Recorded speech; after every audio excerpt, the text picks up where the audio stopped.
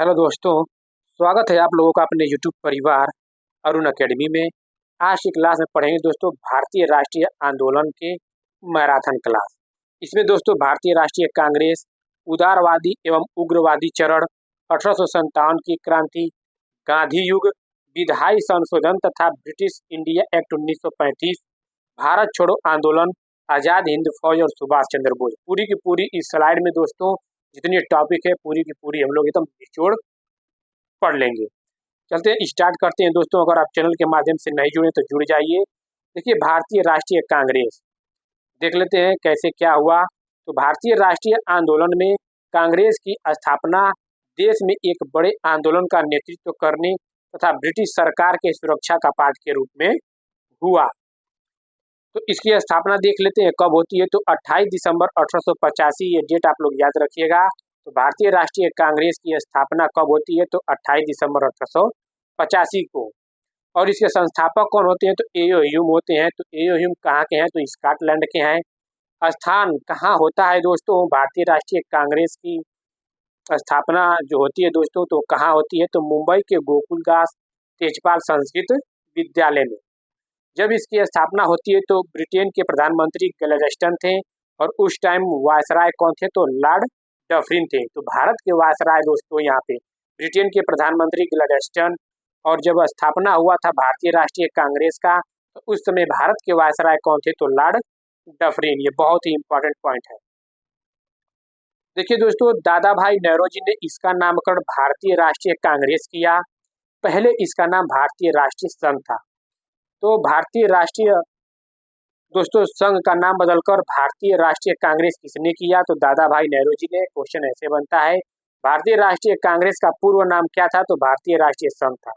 या ऐसे दे देगा, भारतीय राष्ट्रीय संघ का नाम अब क्या हुआ? तो भारतीय राष्ट्रीय कांग्रेस। तो आप लोग याद रखिएगा कि दादा भाई नौरोजी ने ही भारतीय राष्ट्रीय कांग्रेस किया है। पहले इसका नाम भारतीय राष्ट्रीय संघ था। कथन देख लेते हैं कौन कौन क्या इसके बारे में कुछ कहा है दोस्तों। तो यदि हम वर्ष में एक बार मेढक की तरह टराएं तो हमें कुछ नहीं मिलेगा, किसने कहा है? तो बाल गंगाधर तिलक ने। इसके कांग्रेस के विषय में दोस्तों, स्वर्ण हिंदुओं की फांसीवादी कांग्रेस है, किसने कहा? तो जिन्ना ने कहा। आगे बढ़ते हैं, यहाँ पे जिन्ना एक बार और आ गया है, कोई बात नहीं। स्वर्ण हिंदुओं की फांसीवादी कांग्रेस है, किसने कहा? जिन्ना ने। कांग्रेस की मृत्यु क्षय रोग से होगी, यह किसका कथन है? तो अरविंद घोष का है। कांग्रेस जनता के उस अल्पसंख्यक वर्ग का प्रतिनिधित्व करती है जिसकी संख्या सूक्ष्म है, यह कथन किसका है? तो यह लॉर्ड डफरिन का है। फिरोज शाह मेहता क्या कहते हैं कि कांग्रेस की आवाज जनता की आवाज नहीं है। यह कथन आप लोग याद रखिएगा, कथन भी पूछ लेता है। चलते इसकी हर एक अधिवेशन देखते हैं, जो हर एक एग्जाम में दोस्तों अधिवेशन से क्वेश्चन बनता है। तो भारतीय राष्ट्रीय कांग्रेस का पहला अधिवेशन कब होता है? तो 1885 में। कहाँ होता है? मुंबई में। पहले इसकी अध्यक्षता कौन है? तो व्योमेश चंद्र बनर्जी हैं और इसमें 72 लोगों ने भाग लिया था। तो दोस्तों भारतीय राष्ट्रीय कांग्रेस के पहले अध्यक्ष कौन है? तो व्योमेश चंद्र बनर्जी, ऐसे याद रखिएगा। तो भारतीय राष्ट्रीय कांग्रेस के दूसरे अधिवेशन 1886 में कोलकाता में होता है, जिसकी अध्यक्षता दादा भाई नौरोजी करते हैं। 1887 कहाँ होता है दोस्तों? यह मद्रास में होता है, जिसके अध्यक्ष बदरुद्दीन तैयब जी होते हैं। यह क्वेश्चन इसलिए इंपॉर्टेंट बन जाता है दोस्तों कि प्रथम मुस्लिम अध्यक्ष क्वेश्चन बनेगा भारतीय राष्ट्रीय कांग्रेस के, यानी कि इसके दोस्तों जब अधिवेशन हुआ था तो प्रथम मुस्लिम अध्यक्ष कौन थे? तो बदरुद्दीन तैयब जी, याद रखिएगा। 1888 का इलाहाबाद अधिवेशन दोस्तों, इसके अध्यक्ष कौन होते हैं? तो जॉर्ज यूले होते हैं। ये भी इंपॉर्टेंट है, प्रथम अंग्रेज अध्यक्ष पूछेगा तो जॉर्ज यूले के पास जाएंगे। प्रथम मुस्लिम अध्यक्ष पूछेगा तो बदरुद्दीन तैयब जी के पास जाएंगे। और प्रथम अध्यक्ष पूछेगा जो पहले अधिवेशन की अध्यक्षता किए थे, तो वो है व्योमेश चंद्र बनर्जी। तो याद रखिएगा। तो 1885, 86, 87, 88 ये याद रखिएगा, पहला, दूसरा, तीसरा, चौथा के रूप में। कहाँ होता है? पहला मुंबई में, दूसरा कोलकाता में, तीसरा मद्रास में, चौथा इलाहाबाद में। तो पहले अधिवेशन में कितने लोगों ने भाग लिए थे? तो 72 प्रतिनिधियों ने भाग लिए थे, याद रखिएगा, ये क्वेश्चन बनता है। प्रथम मुस्लिम अध्यक्ष बदरुद्दीन तैयब जी, प्रथम अंग्रेज अध्यक्ष जॉर्ज यूले और 1890 का कोलकाता अधिवेशन, इसकी अध्यक्षता फिरोज शाह मेहता करते हैं। इसमें दोस्तों इम्पोर्टेंट यह बनता है कि प्रथम महिला स्नातक, ये प्रथम स्नातक महिला जिसने शामिल हुआ था, जो कांग्रेस के अधिवेशन में शामिल हुआ था, प्रथम स्नातक महिला कौन थी? तो कादम्बिनी गांगुली थी। ये दोस्तों शामिल हुई थी, लेकिन इसके अध्यक्ष फिरोजशाह मेहता थे। तो कादम्बिनी गांगुली याद रखिएगा कि प्रथम स्नातक महिला थी जो कांग्रेस के अधिवेशन में दोस्तों ये शामिल हुई थी। 1896 का कोलकाता अधिवेशन, जिसकी अध्यक्षता रहीमतुल्लाह सयानी करते हैं, इसकी विशेषता क्या है? पहली बार वंदे मातरम गाया गया। तो पहली बार वंदे मातरम किसकी अध्यक्षता में गाया गया? रहीमतुल्लाह सयानी की अध्यक्षता में। किस अधिवेशन में गाया गया? कोलकाता अधिवेशन 1896 में, याद रखिएगा। 1805 का दोस्तों अधिवेशन कहाँ होता है? वाराणसी में। इसकी अध्यक्षता गोपाल कृष्ण गोखले करते हैं। ये बंगाल विभाजन की आलोचना की गई। तो बंगाल विभाजन की आलोचना किस अधिवेशन में की गई थी? तो वाराणसी अधिवेशन 1905 में दोस्तों। इसकी अध्यक्षता कौन करते हैं? तो गोपाल कृष्ण गोखले। ऐसे क्वेश्चन बनता है दोस्तों। 1906 का कोलकाता अधिवेशन की अध्यक्षता दादा भाई नेहरू जी करते हैं। इसमें सबसे पहली बार स्वराज शब्द का प्रयोग किया गया था। तो क्वेश्चन ऐसे बनता है, सबसे पहली बार स्वराज शब्द का प्रयोग किस अधिवेशन में किया गया? कोलकाता अधिवेशन 1906 में। सबसे पहली बार स्वराज शब्द का प्रयोग किसके अध्यक्षता में किया गया? तो दादा भाई नेहरू जी। ये पॉइंट याद रखिएगा, याद हो जाएगा, एक से दो बार पढ़ लेंगे तो कैसे भी घुमा फिरा के क्वेश्चन पूछे आप लोग गलत नहीं करेंगे। सूरत अधिवेशन देखिए 1907 सूरत अधिवेशन, इसके अध्यक्षता रास बिहारी घोष करते हैं। इसमें गरम दल नरम दल आपस में बढ़ गए और कांग्रेस का विभाजन भी हो गया। तो गरम दल नरम दल आपस में बढ़ गए किस अधिवेशन में? तो सूरत अधिवेशन 1907 में। किसकी अध्यक्षता में? रास बिहारी घोष की अध्यक्षता में। या कांग्रेस का विभाजन किस अधिवेशन में हुआ? तो सूरत अधिवेशन 1907। इसके अध्यक्षता में रास बिहारी घोष के अध्यक्षता में, याद रखिएगा। 1911 कोलकाता अधिवेशन, जिसकी अध्यक्षता बिशन नारायण करते हैं। इसमें जनगण मनगढ़ को पहली बार गाया। तो जनगण मनगढ़ को पहली बार किस अधिवेशन में गाया गया? कोलकाता अधिवेशन 1911। इसकी अध्यक्षता में बिशन नारायण धर की अध्यक्षता में, याद रखिएगा। देखिए दोस्तों, इसमें क्या होता है, कांग्रेस और मुस्लिम जो 1907 अधिवेशन में बटे थे, कांग्रेस और मुस्लिम विभाजन हुआ था और नरम दल गरम दल बढ़ गए थे। उन लखनऊ अधिवेशन 1916 में ये मिल जाते हैं। तो कांग्रेस और मुस्लिम लीग आपस में मिल जाते हैं, नरम दल गरम दल आपस में मिल जाते हैं। कौन से अधिवेशन में? तो लखनऊ अधिवेशन 1916 में। किसकी अध्यक्षता में? अंबिका चरण मजूमदार की अध्यक्षता में। 1917 का कोलकाता अधिवेशन, जिसकी अध्यक्षता एनी बेसेंट करते हैं। इसकी विशेषता यह है कि कांग्रेस की पहली महिला अध्यक्ष। तो कांग्रेस की पहली महिला अध्यक्ष कौन है? तो एनी बेसेंट। देखिए कांग्रेस की पहली महिला पूछा है, भारत की पहली महिला नहीं। जब भारतीय प्रथम महिला पूछेगा तो सरोजिनी नायडू के पास जाएंगे। तो कांग्रेस की पहली महिला अध्यक्ष एनी बेसेंट, कोलकाता अधिवेशन 1917। एकमात्र अधिवेशन जिसमें गांधी जी अध्यक्ष बने, वो कौन सा अधिवेशन है? बेलगांव अधिवेशन। ये कर्नाटक में पड़ता है, याद रखिएगा। बेलगांव अधिवेशन 1924, यही एकमात्र ऐसा अधिवेशन है जो महात्मा गांधी ने इसकी अध्यक्षता किए थे। तो याद रखिएगा, बहुत ही इंपॉर्टेंट ये प्रश्न बनता है। तो प्रथम भारतीय महिला अध्यक्ष कौन है? सरोजिनी नायडू।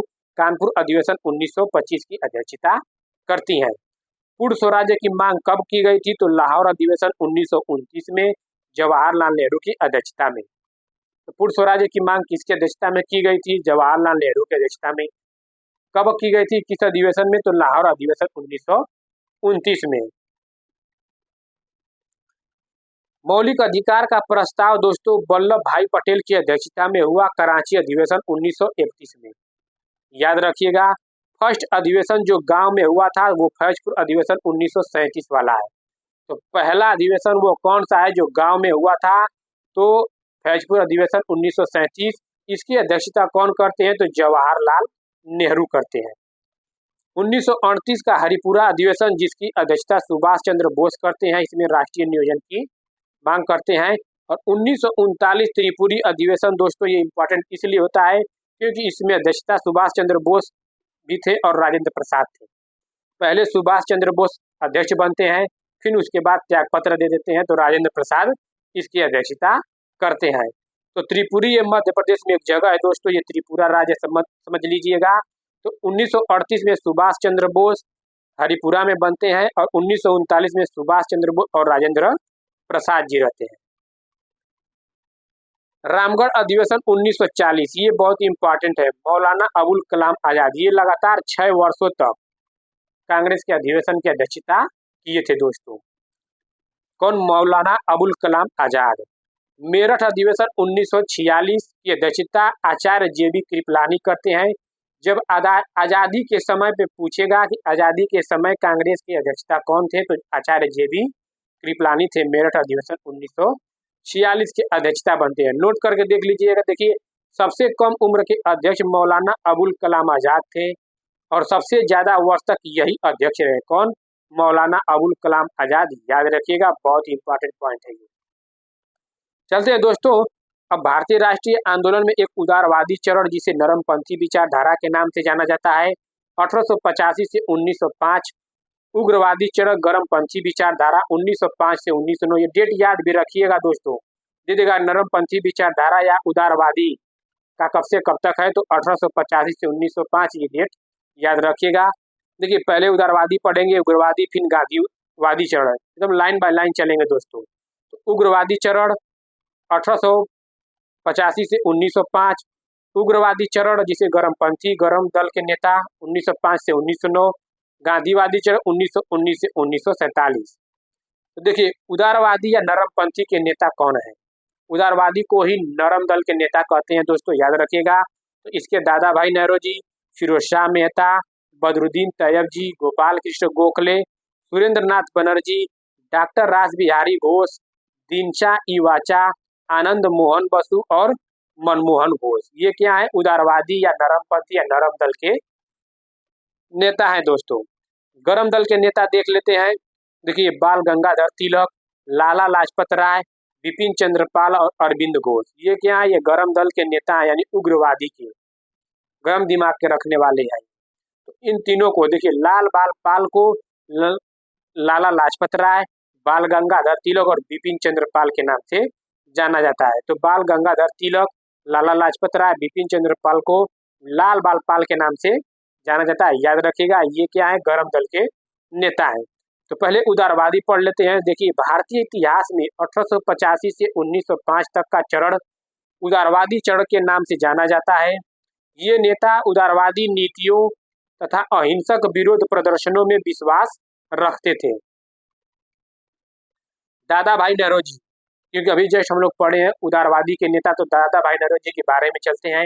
इन्होंने वर्ष 1867 से 68 में राष्ट्रीय आय 340 करोड़ रुपए और प्रति व्यक्ति आय 20 रुपए होने का अनुमान लगाया।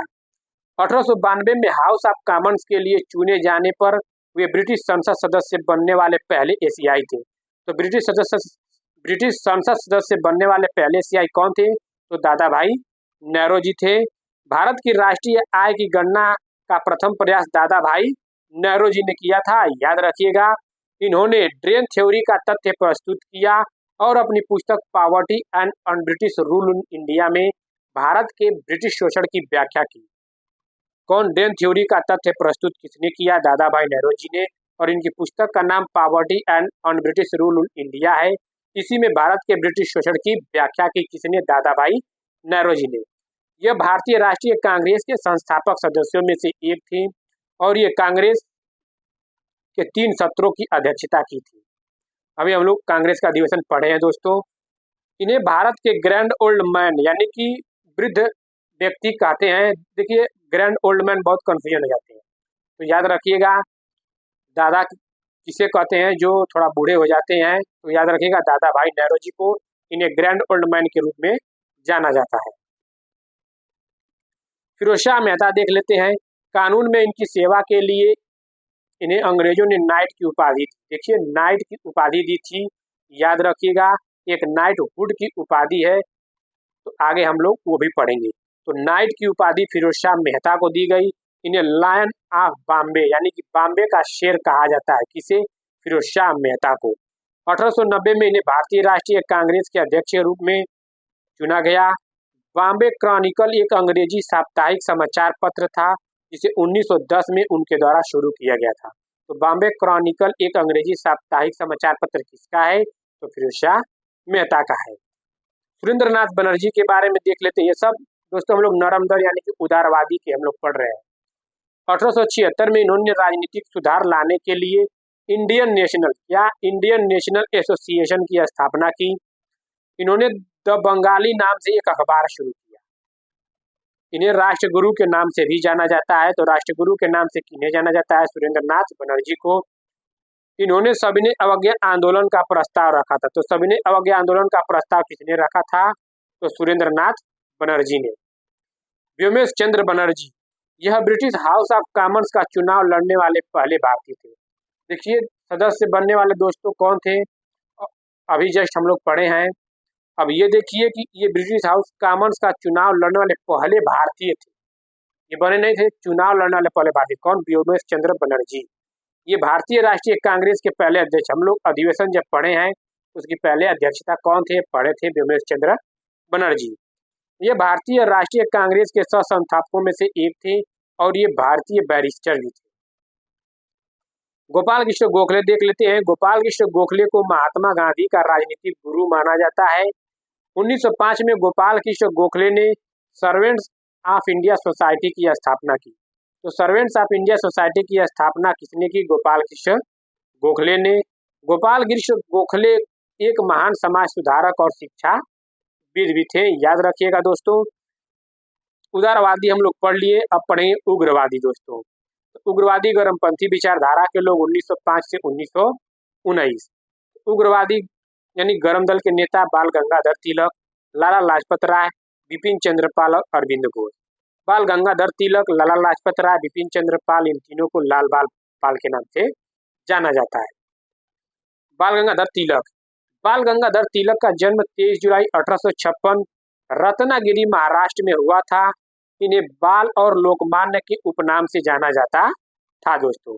तो बाल और लोकमान्य का उपनाम किसका था दोस्तों? तो बाल गंगाधर तिलक का, याद रखिएगा। इन्होंने 2 समाचार पत्रों का शुभारंभ किया, मराठी में केसरी और अंग्रेजी में मराठा। याद रखिएगा, ये क्वेश्चन बहुत ज्यादा ट्रेंड करता है। मराठी में केसरी और अंग्रेजी में मराठा किसकी है? तो बाल गंगाधर तिलक की है। इन्होंने 1853 ईस्वी में गणपति महोत्सव और 1895 ईस्वी में शिवाजी महोत्सव का भी आयोजन किया। तो गणपति महोत्सव और शिवाजी महोत्सव का आयोजन करने का श्रेय किससे जाता है? तो बाल गंगाधर तिलक को। बाल गंगाधर तिलक ने कहा, स्वराज हमारा जन्मसिद्ध अधिकार है और हम इसे लेकर रहेंगे। ये दोस्तों पॉइंट याद कर लीजिएगा, ये बहुत इंपॉर्टेंट है। इन्होंने the Arctic home of Vedas और गीता रहस्य नामक पुस्तकों का लेखन किया दोस्तों। लाला लाजपत राय के बारे में देख लेते हैं। इनका जन्म 28 जनवरी 1865 को हुआ। कहाँ हुआ? पंजाब में। इन्हें पंजाब केसरी और शेर ए पंजाब कहा जाता है। तो पंजाब केसरी और शेर ए पंजाब किसे कहा जाता है? लाला लाजपत राय को। इनकी पुस्तक का नाम है unhappy India, the political future of India. सन 1928 में इन्होंने साइमन कमीशन के विरुद्ध एक प्रदर्शन में हिस्सा लिया, जिसके दौरान हुए लाठीचार्ज में ये बुरी तरह से घायल हो गए और अंततः 17 नवंबर 1928 को इनकी महान आत्मा ने पार्थिव देह त्याग दी। तो दोस्तों साइमन कमीशन का गठन 1927 में होता है और 1928 में आते हैं। तो ये लोग विरोध करते हैं। तो लाला लाजपत राय लाहौर से विरोध करते हैं। क्यों करते हैं? क्योंकि उसमें जो 7 सांसद थे उसमें साइमन कमीशन में दोस्तों कोई भी भारतीय नहीं था, इसलिए विरोध कर रहे थे।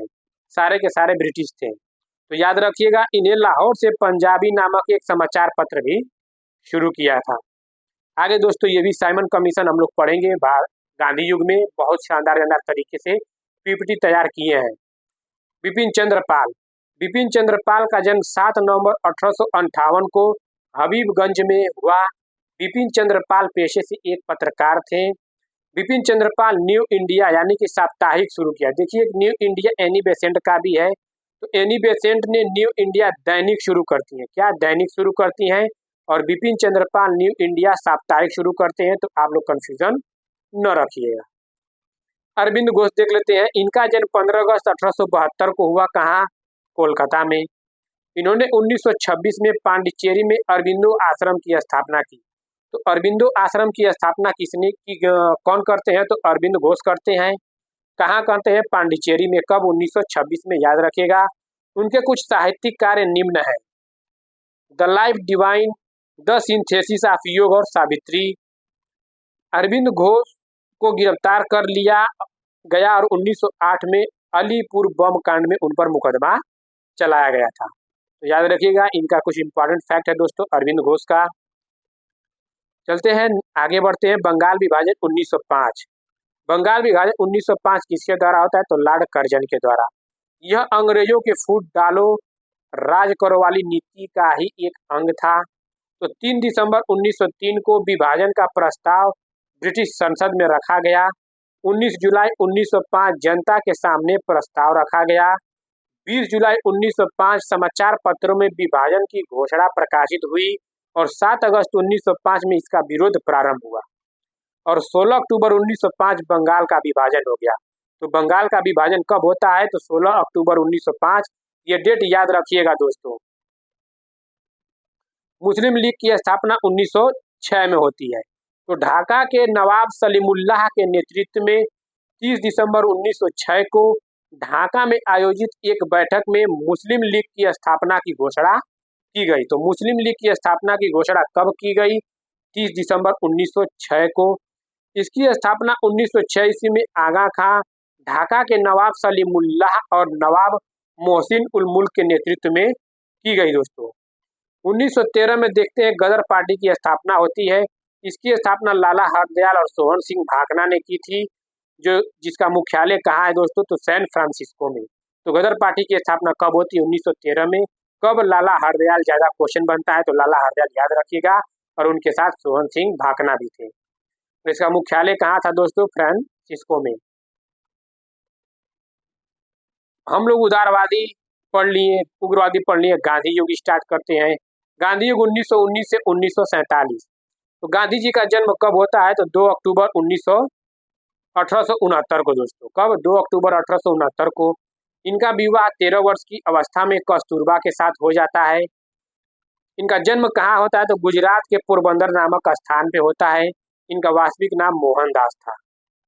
इनके पिता का नाम क्या था? तो करमचंद गांधी। तो करमचंद गांधी किसका नाम था? तो गांधी जी के पिता का नाम। माता का नाम पुतलीबाई। याद रखिएगा माता पिता का नाम, ये क्वेश्चन डायरेक्ट ट्रेंड कर लेता है।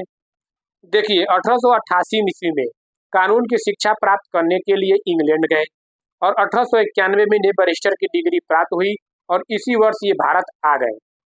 देखिए इंग्लैंड पहले जाते हैं 1888 में और 1891 में आ जाते हैं। तब जाके 1893 में ये दक्षिण अफ्रीका जाते हैं एक व्यापारी के मुकदमे के पैरवी के लिए दोस्तों।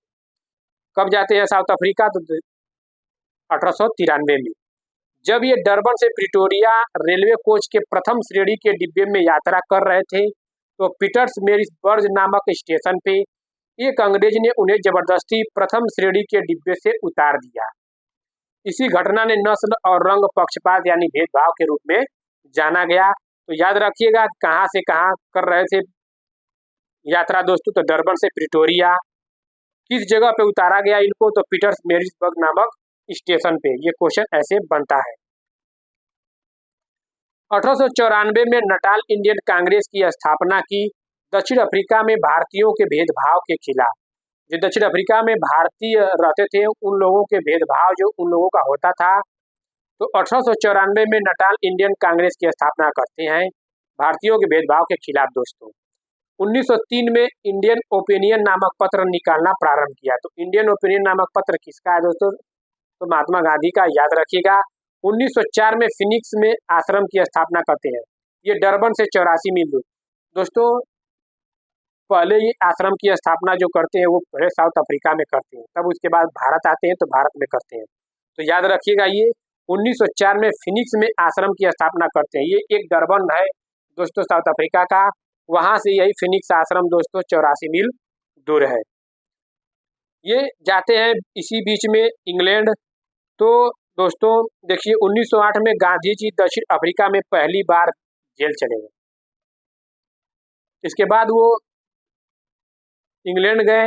इंग्लैंड से जब वापस आ रहे थे 1909 में इंग्लैंड से दक्षिण अफ्रीका आते समय जल जहाज में ही इन्होंने हिंद स्वराज नामक पुस्तक गुजराती भाषा में लिखी। तो हिंद स्वराज नामक पुस्तक किस भाषा में लिखी? गुजराती में। कब इसकी स्थापना करते हैं दोस्तों? कब लिखते हैं तो 1909 में। कहाँ से? जब इंग्लैंड से आते हैं दक्षिण अफ्रीका की तरफ, तब उसी जल जहाज में। दक्षिण अफ्रीका से भारत 9 जनवरी 1915 को लौटे थे और इसी दिन भारत में प्रवासी दिवस के रूप में मनाया जाता है दोस्तों। तो प्रवासी दिवस कब मनाया जाता है? याद रखिएगा, 9 जनवरी 1915, यानी कि 9 जनवरी को हर साल मनाया जाता है। तो 9 जनवरी 1915 जब लौटे थे तो प्रवासी दिवस के रूप में ये मनाया जाता है, जब दक्षिण अफ्रीका से भारत आए थे दोस्तों। भारत वापस आने के क्रम में गोपाल कृष्ण गोखले जी से काफी प्रभावित हुए और उन्हें अपना गुरु मान लिए थे। तो महात्मा गांधी के गुरु का क्या नाम था? तो गोपाल कृष्ण गोखले, याद रखिएगा। गांधी जी ने गुजरात में अपना पहला आश्रम, देखिए, अहमदाबाद के कोचरब क्षेत्र में स्थापित करते हैं। कहाँ करते हैं दोस्तों? कोचरब क्षेत्र में स्थापित करते हैं। यह अहमदाबाद में है दोस्तों, गुजरात के अहमदाबाद में। इसे कोचरब आश्रम के नाम से जाना जाता है। बाद में इसे साबरमती नदी के किनारे स्थानांतरित कर दिए। जो ये कोचरब क्षेत्र था दोस्तों, वहाँ प्लेग रोग फैलने के कारण वहां से हटा देते हैं, तो साबरमती नदी के किनारे ये स्थानांतरित कर देते हैं, जहां यह साबरमती आश्रम के रूप में प्रसिद्ध हुआ दोस्तों। जब गांधी जी दक्षिण अफ्रीका से भारत लौटे थे, तब उस समय दुनिया में प्रथम विश्व युद्ध हुआ था। तो प्रथम विश्व युद्ध कब चला था दोस्तों? तो 1914 से 18, शायद यही है, देख लीजिएगा। जब प्रथम विश्व युद्ध चल रहा था, तो इस क्रम में गांधी जी ने भारतीयों को विश्व युद्ध में अंग्रेजों की मदद के लिए अंग्रेजी सेना में भर्ती होने का प्रोत्साहन दिया था। तो भारतीयों ने उस समय गांधी जी को भर्ती करने वाले सार्जेंट के नाम से संबोधित किया था। ये सोचे कि अगर प्रथम विश्व युद्ध में हम अंग्रेजों की तरफ से भारतीयों को शामिल करेंगे तो अंग्रेज भी हमारे लिए कुछ अच्छा रवैया अपनाएंगे, जो हमारी नीतियां रहेंगी वो सब मानेंगे। तो आगे चल के ऐसा कुछ नहीं हुआ, मान नहीं रहे थे। तो यही जो भर्ती, जो अंग्रेजों के द्वारा, देखिए अंग्रेजों के द्वारा केसर हिंद की उपाधि दी गई थी जब भर्ती कर रहे थे। तो जब नीतियां नहीं माने अंग्रेज गांधी जी ने, तो ये आगे चलकर केसर हिंद की उपाधि लौटा दी। तो वही कहा गया है। तो भारतीय लोग समझे कि ये गांधी जी भर्ती करने वाले सार्जेंट के नाम से संबोधित कर दिया। सोचे कि ये वापस आए हैं दक्षिण अफ्रीका से, ये भर्ती कर रहे हैं, तो ये भर्ती करने वाले सारे, यानी कि अंग्रेजों के, मतलब कुछ ऐसे कि अंग्रेजों के तहचे हैं। ऐसा कुछ नहीं था, क्योंकि बाद में ये आंदोलन करते हैं तो केसर हिंद की उपाधि भी लौटा देते हैं। तो अंग्रेजों ने गांधी जी के इसके बदले में 1915 में केसर हिंद की उपाधि दी। तो आई होप आप लोग को समझ में आ गया होगा केसर हिंद की उपाधि अंग्रेजों द्वारा क्यों दी गई थी, और भर्ती करने वाले सार्जेंट भारतीयों द्वारा क्यों गांधी जी को दी गई थी। अब चलते हैं चंपारण आंदोलन 1917। ये डेट याद रखिएगा दोस्तों, डेट डायरेक्ट पूछ लेता है। तो चंपारण आंदोलन 1917 होता है। चंपारण आंदोलन कब होता है? 1917 में। 19वीं शताब्दी के प्रारंभ में अंग्रेज बागान मालिकों ने किसान से यह करार करा लिया था कि वे अपनी भूमि के 3/20 हिस्से में पर नील की खेती अवश्य करेंगे। इसी को तीन कठिया प्रणाली कहा जाता है। क्वेश्चन बनेगा कि तीन कठिया प्रणाली किसे कहा जाता है, किस आंदोलन से संबंधित है? तो चंपारण आंदोलन 1917 याद रखिएगा, बहुत इंपॉर्टेंट। तीन कठिया प्रणाली चंपारण आंदोलन 1917 से संबंधित है। 1917 में चंपारण बिहार के एक स्थानीय नेता जिनका नाम राज कुमार शुक्ल था, वे गांधी जी से मिले और चंपारण बिहार की स्थिति के बारे में बताया और वहां की तीन कठिया प्रणाली के बारे में गांधी जी को जानकारी दी और गांधी जी से चंपारण चलने को लिए कहा। इस सत्याग्रह के बाद रविंद्रनाथ टैगोर द्वारा गांधी जी को महात्मा गांधी की उपाधि दी गई। तो महात्मा गांधी, दोस्तों, गांधी जी को महात्मा की उपाधि कब दी गई, किस आंदोलन में? चंपारण आंदोलन सफलता के बाद। किसने दी? रविंद्रनाथ टैगोर ने, याद रखिएगा, ऐसे क्वेश्चन बनता है। उसके बाद से उन्हें महात्मा गांधी के नाम से बुलाया जाने लगा। अहमदाबाद मिल मजदूर आंदोलन 1918, ये कब होती है? अहमदाबाद मिल मजदूर आंदोलन 1918, ये डेट दोस्तों याद रखिएगा। ये कपड़ा मिलों के मजदूरों से संबंधित है, ऐसे याद रखिएगा।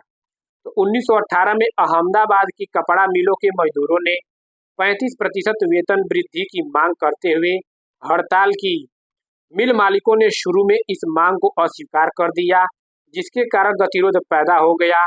गांधी जी ने मजदूरों के साथ एकजुटता दिखाते हुए भूख हड़ताल की, जिससे मिल मालिकों पर दबाव पड़ा। अंततः मिल मालिकों ने 35% की वृद्धि वेतन की वृद्धि की मांग की। तो अहमदाबाद मिल मजदूर कब होता है? 1918। कपड़ा मिल मजदूरों से संबंधित है, 35% वेतन वृद्धि की मांग की थी और इस तरह यह आंदोलन सफल हो रहा था, यानी कि हो गया दोस्तों। तो अहमदाबाद मिल मजदूर डेट वो भी याद रखिएगा। खेड़ा आंदोलन 1918, ये डेट हर एक डेट याद रखिएगा, बहुत इंपॉर्टेंट है दोस्तों। यह आंदोलन मुख्य रूप से किसानों की राजस्व माफी की मांग को लेकर था, क्योंकि उस समय फसलें खराब हो गई थी और किसानों को कर चुकाना मुश्किल हो रहा था। गांधी जी किसानों को लगान ना देना, ये लगान इंपॉर्टेंट है, ये याद रखिएगा।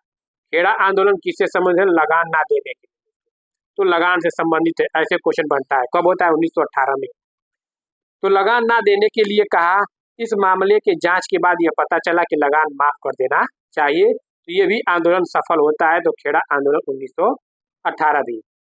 रोलेट एक्ट 1919, देखिए इस अधिनियम ने ब्रिटिश सरकार को बिना मुकदमा चलाए किसी भी व्यक्ति को गिरफ्तार करने और हिरासत में लेने का अधिकार दिया, जिससे भारतीयों में व्यापक आक्रोश फैला। तो भारतीयों में व्यापक आक्रोश फैला, इसी को बिना अपील, बिना वकील और बिना दलील का कानून कहा गया दोस्तों। तो दोस्तों जो रोलेट एक्ट 1919 ये आया दोस्तों, ये इसलिए विरोध कर रहे थे क्योंकि ये बिना वारंट जारी किए बिना ही किसी को पकड़ लो, गोली मार दो, ऐसा कानून लाया था। यही कहा गया कि बिना अपील, बिना वकील और बिना दलील का कानून किसे कहते हैं? तो रोलेट एक्ट 1919 को कहते हैं। तो जलियांवाला बाग हत्याकांड दोस्तों मेन मकसद यही था, इसी का विरोध कर रहे थे, रोलेट एक्ट 1919 का ही। तो जलियांवाला बाग हत्याकांड कब होती है? 1919 में। 13 अप्रैल 1919 को बैसाखी के दिन अमृतसर के जलियांवाला बाग में एक शांतिपूर्ण सभा हो रही थी। इस सभा में ब्रिटिश सरकार द्वारा लागू किए गए रोलेट एक्ट के विरोध में, दोस्तों याद रखिएगा, रोलेट एक्ट के विरोध में लोग जमा हुए थे, जो अभी पढ़े हैं कि बिना वकील, बिना दलील, बिना कानून का ये जो कानून बनाए थे रोलेट एक्ट 1919, उसी का विरोध कर रहे थे दोस्तों। तो यही जलियांवाला बाग हत्याकांड 1919 घटित होती है। तो इसी का विरोध में जमा हुए लोग थे। रोलेट एक्ट के तहत इसी के तहत दोस्तों ब्रिटिश सरकार को बिना मुकदमा चलाए किसी भी व्यक्ति को गिरफ्तार करने और जेल में डालने का अधिकार था। तो जनरल डायर के एक नेतृत्व में ब्रिटिश सैनिकों ने सभा स्थल पर पहुंचकर बिना किसी चेतावनी के गोलियां चलानी शुरू कर दी।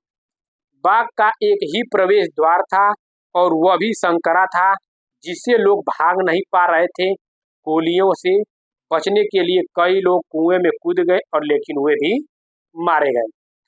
तो जलियांवाला बाग हत्याकांड के समय पंजाब का प्रांत lieutenant governor Michael O'Dwyer था। यही जनरल डायर दोस्तों, यही माइकल ओ डायर था, जिसकी हत्या 1940 ईस्वी में उधम सिंह ने लंदन में जाकर कर देते हैं।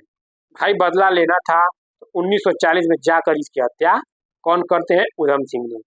तो जलियांवाला बाग नरसंहार के समय भारत का वायसराय अगर पूछेगा तो उस टाइम भारत का वायसराय कौन था? तो लॉर्ड चेम्सफोर्ड था। जनरल डायर कौन था? तो माइकल ओ डायर, यही था दोस्तों, याद रखिएगा। खिलाफत आंदोलन 1919 में स्टार्ट होती है 1924, यानी खिलाफत आंदोलन कब होती है? 1919 से 1924, ये डेट याद रखिएगा। भारतीय मुसलमानों द्वारा ब्रिटिश सरकार के खिलाफ तुर्की के खलीफा के पद को बहाल करने, उनके धार्मिक स्थलों की रक्षा के लिए शुरू किया गया था। इसके दोस्तों तुर्की के खलीफा के पद को बहाल करने, तो तुर्की के खलीफा के पद को बहाल करने के लिए दोस्तों किससे संबंधित है? तो खिलाफत आंदोलन, ऐसे याद रखिएगा। इसमें नोट करके देख लेते हैं। प्रारंभ में इस आंदोलन का नेतृत्व अली बंधुओं, कौन? अली बंधु, शौकत अली और मोहम्मद अली द्वारा किया जा रहा था, परंतु बाद में इस खिलाफत आंदोलन का नेतृत्व गांधी जी को दे दिया गया। तो खिलाफत आंदोलन का डेट याद रखिएगा, बहुत इंपॉर्टेंट है। असहयोग आंदोलन 1920 से 1922 तक चलती है।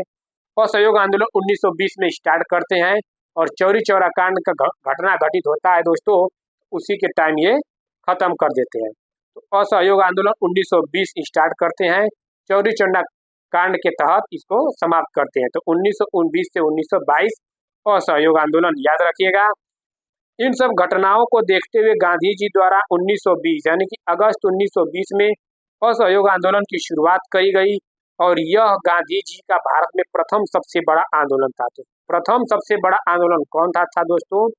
असहयोग आंदोलन।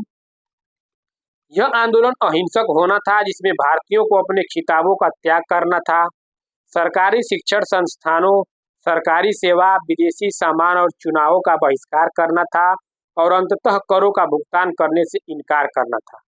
और यही दोस्तों हम क्या बोले थे, जब केसर हिंद की उपाधि दी गई थी, जब भारत से वापस आए थे, सॉरी दोस्तों, जब दक्षिण अफ्रीका से भारत वापस आए थे गांधी जी, प्रथम युद्ध में भारतीयों को शामिल कर रहे थे, तो अंग्रेजों द्वारा केसर हिंद की उपाधि दी गई थी।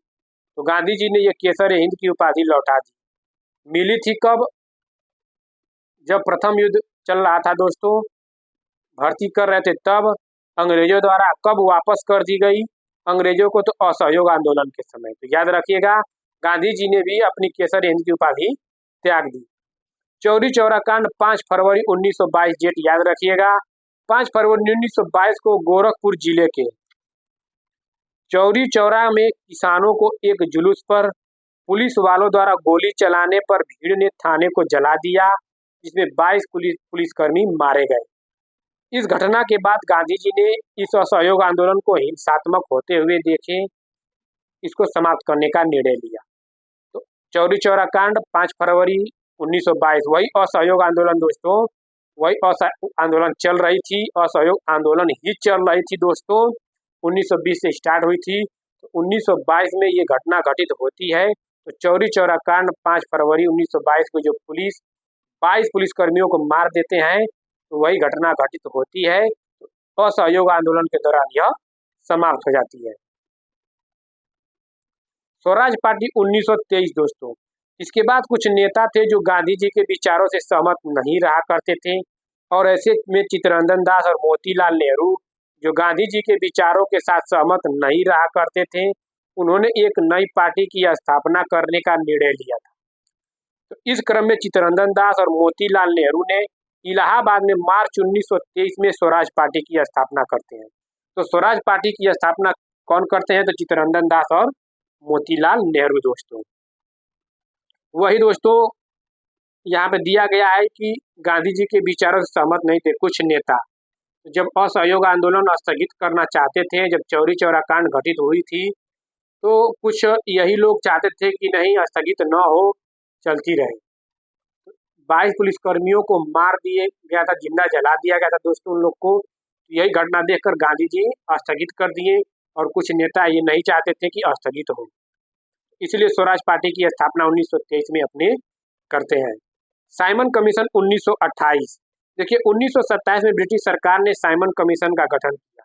साइमन कमीशन का गठन कब होता है? तो 1927 में होता है।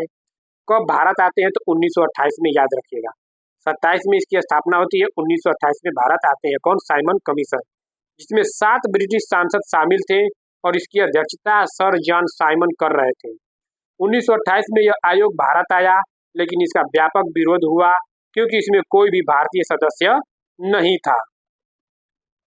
साइमन कमीशन 3 फरवरी 1928 को विलायत से मुंबई पहुंचा। यहां इसका स्वागत देशव्यापी हड़ताल से हुआ, और जब कमीशन दिल्ली पहुंचा तो वहां काले झंडों और साइमन कमीशन वापस जाओ के नारों के साथ विरोध किया।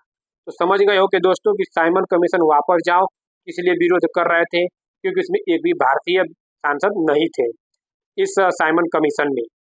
साइमन जब लाहौर पहुंचा तो लाला लाजपत राय के नेतृत्व में इसके खिलाफ प्रदर्शन किया गया, पर पुलिस के लाठीचार्ज के कारण ही कुछ दिनों बाद लाला जी की मृत्यु हो जाती है। तो लाला जी की मृत्यु कैसे हुई आप लोग को पता हो गया। साइमन कमीशन का बहिष्कार कैसे किए, सब डिटेल में दोस्तों हम लोग कम समय में इतना हम लोग पढ़ेंगे दोस्तों कि आप लोग के लिए बहुत ही इम्पोर्टेंट होगा। सविनय अवज्ञा आंदोलन 1930 में स्टार्ट होती है और 1930 से 34 तक यह चलती है दोस्तों। तो 1930 से 1934 के बीच महात्मा गांधी के नेतृत्व में भारत में चलाया गया एक महत्वपूर्ण स्वतंत्रता संग्राम था, कुछ सूत्रों के अनुसार इसका मुख्य उद्देश्य ब्रिटिश सरकार के खिलाफ अहिंसक प्रतिरोध करना था। एक स्रोत के अनुसार इस आंदोलन की शुरुआत 12 मार्च 1930 दोस्तों एक दांडी मार्च होता है जो 12 मार्च से स्टार्ट होती है। उसी दांडी मार्च के साथ ही दोस्तों सविनय अवज्ञा आंदोलन को भी स्टार्ट किया जाता है। तो 12 मार्च 1930 को गांधी जी द्वारा दांडी मार्च के साथ हुई थी, जिसमें उन्होंने नमक कानून का उल्लंघन किया था। यह आंदोलन पूरे देश में फैल गया, जिसमें लाखों लोगों ने भाग लिया। दोस्तों दांडी मार्च देखिए, याद रखिएगा, दांडी मार्च 12 मार्च 1930 से 6 अप्रैल 1930। 12 मार्च और 6 अप्रैल ये डेट याद रखिएगा, ये डेट डायरेक्ट पूछ लेता है।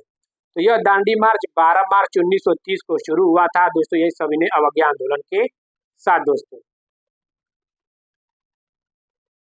सविनय अवज्ञा आंदोलन 1930 से 34 अभी जस्ट हम लोग देखे हैं, तो वही सविनय अवज्ञा आंदोलन के साथ स्टार्ट हुआ था दोस्तों। तो 12 मार्च 1930 को शुरू हुआ था और 6 अप्रैल 1930 तक चला था। और यह दांडी मार्च गांधी जी साबरमती आश्रम से लेकर दांडी, ये भी याद रखिएगा दोस्तों, कहाँ से कहाँ तक पूछता है। तो साबरमती आश्रम से लेकर दांडी गुजरात तक चलाया गया। इसमें गांधी जी के साथ भारत के अलग अलग क्षेत्रों से कुल 78 सहयोगियों ने भाग लिया। पहले तो 78 सहयोगियों ने भाग लिए दोस्तों, फिर कई लाख धीरे धीरे बढ़ते चले गए। और इसकी दूरी कितनी है, 241 मील की थी दोस्तों। परंतु दांडी पहुंचते पहुंचते बहुत सारे लोग इस दांडी मार्च में जुड़ते चले गए और यह संख्या लाखों में पहुंच गई दोस्तों। चलते हैं दोस्तों, आगे बढ़ते हैं। देखिए गोलमेज सम्मेलन 1930 से 32। तो गोलमेज सम्मेलन में जब गांधी जी जिसमें दूसरे गोलमेज सम्मेलन भाग लेते हैं, यही इंपॉर्टेंट बन जाता है दोस्तों। इस क्रम में 1930 से 1932 तक अंग्रेजों द्वारा 3 गोलमेज सम्मेलन का आयोजन ब्रिटेन में करवाया गया, जिसमें प्रति वर्ष एक गोलमेज सम्मेलन हुआ करता था। गांधी जी ने केवल दूसरे गोलमेज सम्मेलन में भाग लिया। गांधी जी पढ़ रहे हैं दोस्तों, गांधी से संबंधित जब गोलमेज हम लोग पढ़ेंगे पूरी डिटेल में पढ़ेंगे दोस्तों। तो गांधी जी ने केवल दूसरे गोलमेज सम्मेलन में भाग लिया था, ये याद रखिएगा दोस्तों। अगर वीडियो अच्छा लगा हो तो अगर चैनल पे नए हैं तो प्लीज़ दोस्तों आप लोग लाइक सब्सक्राइब शेयर कमेंट कर दीजिए। कमेंट करेंगे दोस्तों तो हमें भी मोटिवेट मिलता रहेगा और आप लोग के लिए दोस्तों ये वीडियो हम लाते रहेंगे। बहुत मेहनत लगती है दोस्तों ये पीपीटी तैयार करने में। ये मत सोचिए कि ये कुछ घंटों के लिए है दोस्तों, इसके पीछे रात भर दिन भर पूरी मेहनत है, तब जाके पीपीटी हम तैयार किए हैं। बहुत मेहनत लगा है और दोस्तों ये पीपीटी तैयार करने में बहुत ज़्यादा समय भी लगता है। गांधी इरविन समझौता देख लेते हैं। गांधी इरविन समझौता कब होती है, 1931 में। इस सविनय अवज्ञा आंदोलन से लॉर्ड इरविन को बहुत परेशानी हुई, जिसकी वजह से उन्होंने सविनय अवज्ञा आंदोलन जस्ट हम लोग पढ़े हैं दोस्तों 1930 से कब चलती है, 1934 तक चलती है। तो 1931 में गांधी इरविन समझौता होता है। उसी को सविनय अवज्ञा आंदोलन से लॉर्ड इरविन को बहुत परेशानी हुई, जिसकी वजह से उन्होंने गांधी जी के साथ एक समझौता किया था। यह गांधी इरविन समझौता के नाम से जाना जाता है और यह समझौता 5 मार्च 1931 को होती है। डेट याद रखिएगा दोस्तों, ये गांधी इरविन समझौता कब होती है, तो 5 मार्च 1931 में होती है दोस्तों। पूना पैक्ट समझौता कब होता है, तो 1932 में। देखिए गांधी इरविन समझौता 1931 मिलान करने के लिए दे देगा दोस्तों। गांधी इरविन समझौता, पूना एक्ट, सविनय अवज्ञा आंदोलन, असहयोग आंदोलन। तो डेट याद रखिएगा। तो गांधी इरविन समझौता 1931, पूना एक्ट 1935। यह पूना पैक्ट गांधी जी और भीमराव अंबेडकर के बीच पूना क्षेत्र की यरवदा सेंट्रल जेल में हुआ था दोस्तों। तो पूना पैक्ट समझौता किसके किसके बीच में हुआ था, तो गांधी जी और भीमराव अंबेडकर के बीच। कहाँ हुआ था, तो यरवदा सेंट्रल जेल में। कब, 1932 में। अब चलते हैं दोस्तों, भारत छोड़ो आंदोलन 1942। आजाद हिंद फौज और सुभाष चंद्र बोस के बारे में पढ़ेंगे बहुत ही शानदार तरीके से। भारत छोड़ो आंदोलन 1942 दोस्तों। देखिए 14 जुलाई 1942 को कांग्रेस पार्टी ने भारत में ब्रिटिश शासन को तत्काल समाप्त करने का आह्वान करते हुए अपना भारत छोड़ो प्रस्ताव पारित किया। कब, 14 जुलाई 1942 को दोस्तों। भारत छोड़ो आंदोलन की घोषणा 8 अगस्त 1942 को महात्मा गांधी ने की थी।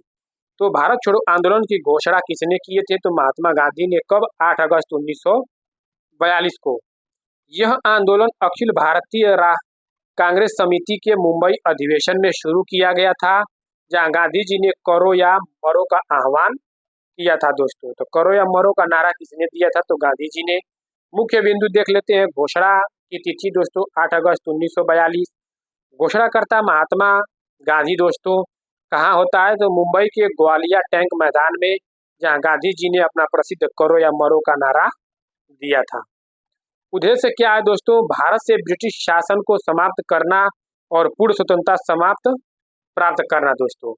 तो भारत छोड़ो आंदोलन दोस्तों का मुख्य उद्देश्य दोस्तों यही था कि ब्रिटिश शासन को पूर्णतः जड़ से समाप्त करना था दोस्तों। यही इसका मेन उद्देश्य था और पूर्ण स्वतंत्र प्राप्त करना। तो भारत छोड़ो आंदोलन 1942 के समय भारत के वायसराय पूछेगा तो कौन है? तो लॉर्ड लिनलिथगो है। लॉर्ड लिनलिथगो 1936 से 1944 तक भारत के वायसराय रहे थे, जो भारत के वायसराय के रूप में सबसे लंबा शासनकाल था। तो भारत के वायसराय के रूप में सबसे लंबा शासनकाल किसका था? तो लॉर्ड लिनलिथगो का। और इसी दौरान 1942 में भारत छोड़ो आंदोलन शुरू हुआ था दोस्तों। Operation zero hour. इस ऑपरेशन के तहत 9 अगस्त 1942 की रात को ब्रिटिश सरकार ने कांग्रेस पार्टी के प्रमुख नेताओं को गिरफ्तार कर लिया, जिसमें महात्मा और सरदार वल्लभ भाई पटेल, जवाहरलाल नेहरू शामिल थे और कई नेताओं को विभिन्न जेलों में बंद कर दिया गया। तो ऑपरेशन जीरो आवर दोस्तों, यही जब भारत छोड़ो आंदोलन आया दोस्तों गांधी जी के द्वारा, उसी को देखते हुए अंग्रेजों ने ऑपरेशन जीरो आवर शुरू किया। इसलिए जीरो आवर भारत छोड़ो आंदोलन के दौरान ब्रिटिश सरकार द्वारा शुरू की गई महत्वपूर्ण कार्यवाही थी, जिसका उद्देश्य आंदोलन के नेताओं को गिरफ्तार करके आंदोलन को रोकना था। तो भारत छोड़ो आंदोलन को रोकने के लिए ही दोस्तों ऑपरेशन जीरो आवर चलाया गया। किसके द्वारा? अंग्रेजों के द्वारा। याद रखिएगा, बहुत ही इंपॉर्टेंट है। इस आंदोलन को अगस्त क्रांति के नाम से भी संबोधित किया गया। इसे भारत छोड़ो आंदोलन को अगस्त क्रांति के नाम से भी जाना जाता है। सुभाष चंद्र बोस। सुभाष चंद्र बोस का जन्म 23 जनवरी 1897 को उड़ीसा के कटक शहर में एक बंगाली कायस्थ परिवार में हुआ था। उनके पिता का नाम जानकी नाथ बोस और माँ का नाम प्रभावती था। तो याद रखिएगा, इनका स्थान, माता पिता का नाम पूछ सकता है, क्योंकि टॉपिक दोस्तों सुभाष चंद्र बोस का दिया हुआ है यूपी SSSC पेट में। वे भारत के एक प्रमुख राष्ट्रवादी थे, जिन्होंने ब्रिटिश शासन के विरोध में महत्वपूर्ण भूमिका निभाई और आजाद हिंद फौज की स्थापना की। तो आजाद हिंद फौज की स्थापना किसने की? सुभाष चंद्र बोस ने। 1920 में दोस्तों इंडियन सिविल सर्विस की परीक्षा पास करते हुए चौथा स्थान हासिल किया सुभाष चंद्र बोस ने। इन्होंने असहयोग आंदोलन में भाग लिया, जहां इनकी मुलाकात चित्तरंजन दास से होती है दोस्तों। देश नायक की उपाधि सुभाष चंद्र बोस को दी गई थी और यह उपाधि रविंद्रनाथ टैगोर द्वारा दी गई थी। तो सुभाष चंद्र बोस को देश नायक की नाम से भी जाना जाता है। और यह उपाधि किसके द्वारा दिया गया? तो रविंद्रनाथ टैगोर के द्वारा। 1924 में क्रांतिकारियों की मदद करने के आरोप में 3 साल जेल जाना पड़ा।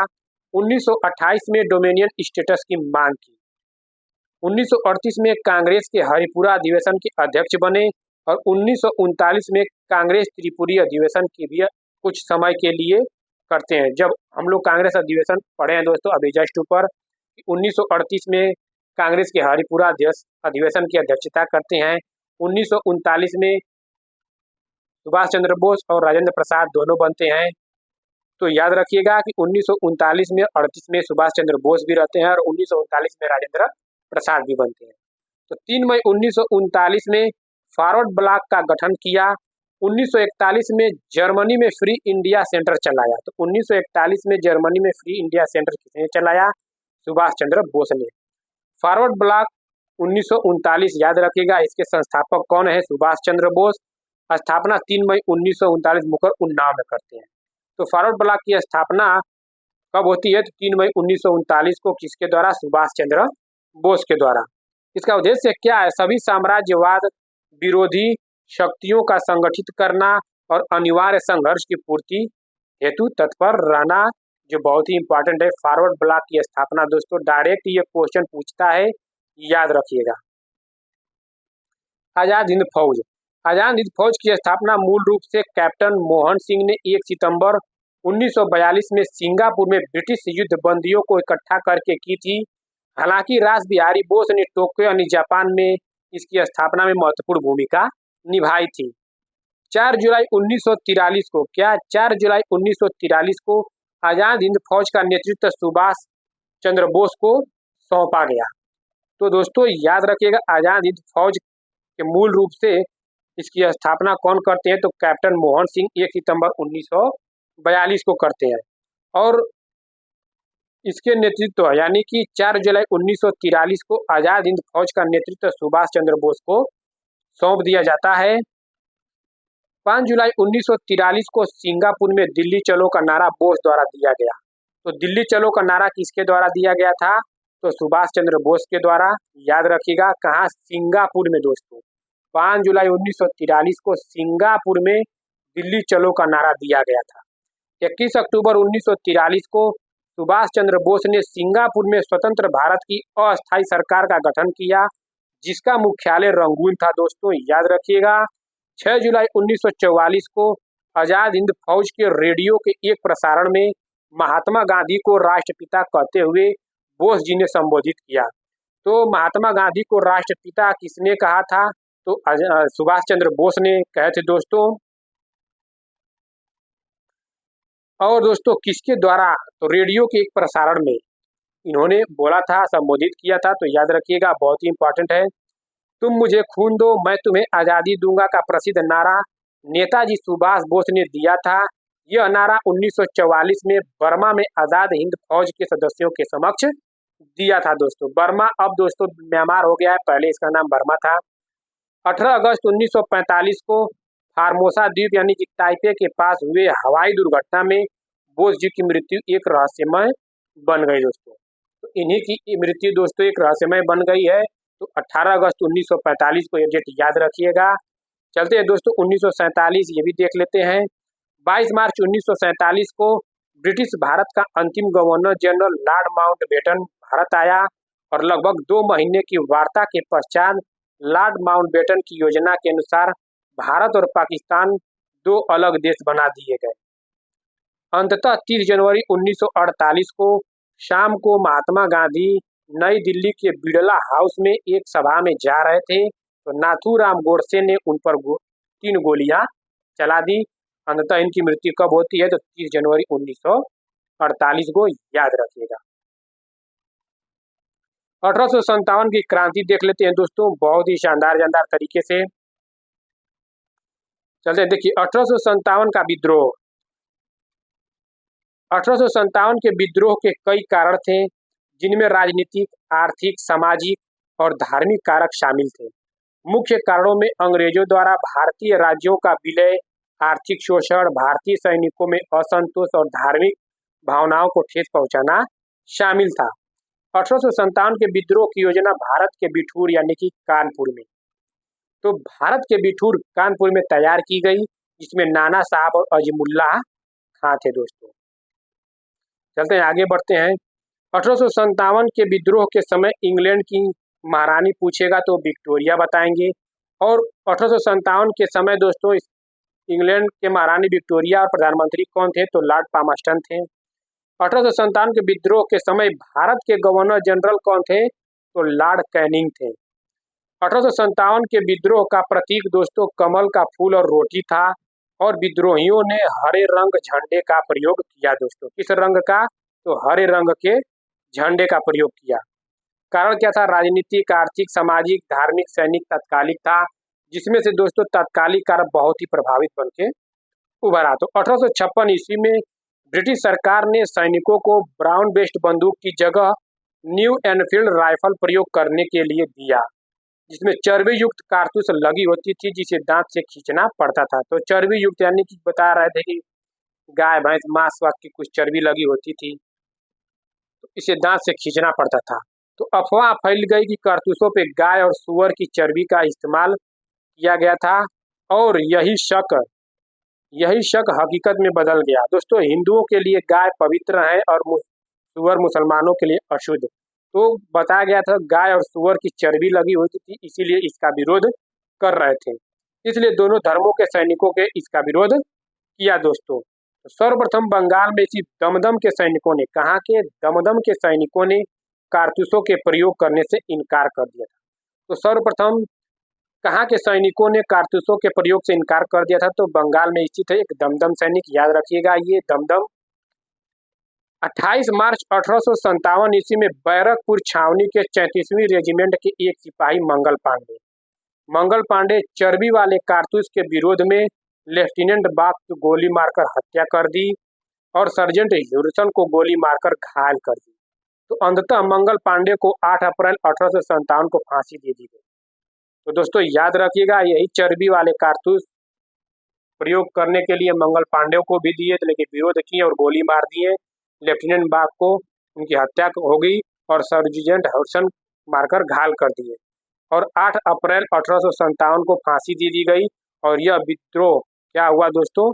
विरोध विद्रोह में बदल गया।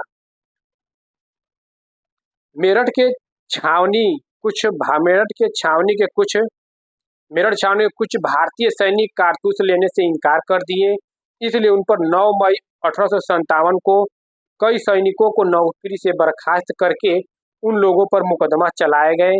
अंततः 10 मई, क्या दोस्तों, 10 मई 1857 को मेरठ स्थित सभी सैनिकों ने विद्रोह कर दिया और अपने सैनिकों को रिहा कराकर अस्त्र शस्त्र की लूटपाट की।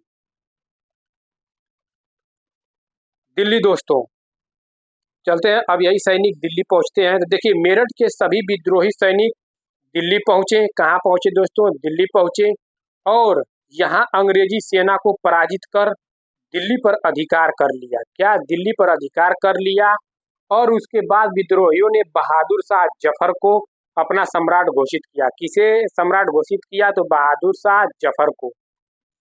20 सितंबर 1857 को हडसन के नेतृत्व में एक अंग्रेजी सेना दिल्ली पहुंची और विद्रोहियों को पराजित कर पुनः दिल्ली पर अधिकार कर लिया। किसके नेतृत्व में दोस्तों? हडसन के नेतृत्व में। कब पहुंची? तो 20 सितंबर 1857 को। अंततः हुमायूं के मकबरे में, क्या? हुमायूं के मकबरे में बहादुर शाह जफर जाकर छिप गया। मृत्युदंड न देने के शर्त में आत्मसमर्पण कर दिया और इसे रंगून भेज दिया गया और वहीं पर उसकी मृत्यु 1862 में हो गई दोस्तों। तो याद रखिएगा दोस्तों, ये मृत्यु दंड न देने के शर्त में आत्मसमर्पण कर दिए तो रंगून भेज दिया गया और इनकी मृत्यु 1862 में कहाँ होती है? रंगून में ही होती है। लखनऊ में विद्रोह का नेतृत्व नवाब वाजिद अली शाह की पत्नी बेगम हजरत महल ने किया। मार्च 1858 ईस्वी में कैंपबेल के नेतृत्व में एक सेना लखनऊ पहुंची। तो लखनऊ का दोस्तों इसने बेगम हजरत महल ने क्या किया? लखनऊ का नेतृत्व दोस्तों, वहाँ का मोर्चा संभालती हैं, लखनऊ में विद्रोह का नेतृत्व दोस्तों करती हैं और कैंपबेल के नेतृत्व में एक सेना पहुंचती है, अंग्रेजी सेना। तो लखनऊ पहुंची, इसने विद्रोहियों को पराजित कर लखनऊ पर अधिकार कर लिया। तो बेगम हजरत महल को नेपाल निर्वासन में जाना पड़ा, यानी कि यहाँ से नेपाल भाग गई, लेकिन उनका प्रतिरोध भारतीय स्वतंत्रता संग्राम का प्रतीक बना रहा।